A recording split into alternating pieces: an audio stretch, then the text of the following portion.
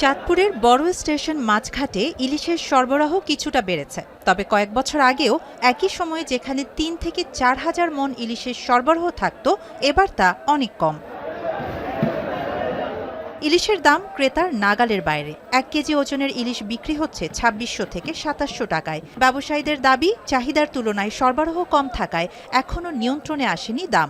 সাধ্যের মধ্যে সামর্থ্য অনুযায়ী কঠিন হয়ে যায় কেনাটা। এটা গতবার ছিল ৭০০-৮০০, ওইটা এখন ১২০০ টাকা।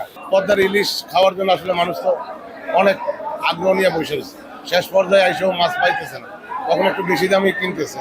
চট্টগ্রামের সরবরাহ বাড়লেও দাম চড়া। ৫০০ থেকে ৭০০ গ্রাম ওজনের ইলিশ বিক্রি হচ্ছে ১৭০০ টাকায়, আর ১ কেজি ওজনের বিক্রি হচ্ছে ২৫০০ টাকায়। বিক্রেতারা বলছেন, আহরণ থেকে বিপণন সব পর্যায়ে খরচ বেড়েছে।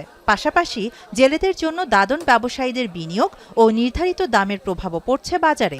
এখানে ভালো মাছ কিনতে হলে দামটা নিতে হবে, আর যেগুলি আসতেছে এগুলি আমাদের বাজারে খাবে না। মনে করেন ৩টা ৪টা 5টা 1 কেজি, এগুলি সস্তা, এগুলি তো আমাদের এই বাজারে খাবে না। জাইলার যদি সাগরে যা এক সপ্তাহের জন্য গেলে ২ লাখ টাকা বাজার লাগে, এদের বেতন আছে, তেল আছে, দেখা যাচ্ছে কি গেলে ওইটার হারা পয়সা পড়ছে, পুরা অর্চল আছে। ময়মনসিংহে আকার ও প্রকার ভেদে কেজিতে ২০ থেকে ৩০ টাকা পর্যন্ত বেড়েছে মাছের দাম, তবে বিক্রেতারা তা মানতে নারাজ। ব্রয়লার ও সোনালী মুরগির দাম কেজিতে বেড়েছে ২০ থেকে ৩০ টাকা। গরুর মাংস ৭৫০ থেকে ৮০০ টাকা, খাসির মাংস বিক্রি হচ্ছে ১১০০ টাকায়। ব্রয়লার ছিল ১৯০, আজকে বিক্রি করতেছে আমরা ১৮০, পাইকারি ১৭৫। কক আসছিল ৩৫০, কক ৩২০। বাজার খারাপ, আমরা যারা বিক্রি করি ব্যাপারী, আমরা আজকে ৮-১০ দিন যাবত কোনো ইনকাম করতে পারছি না। ৭৫০, ৭৮০, ৮০০ এরকম জাগাত গরু পাওয়া যেতেছে না, গরুর দাম একটু বাড়তি।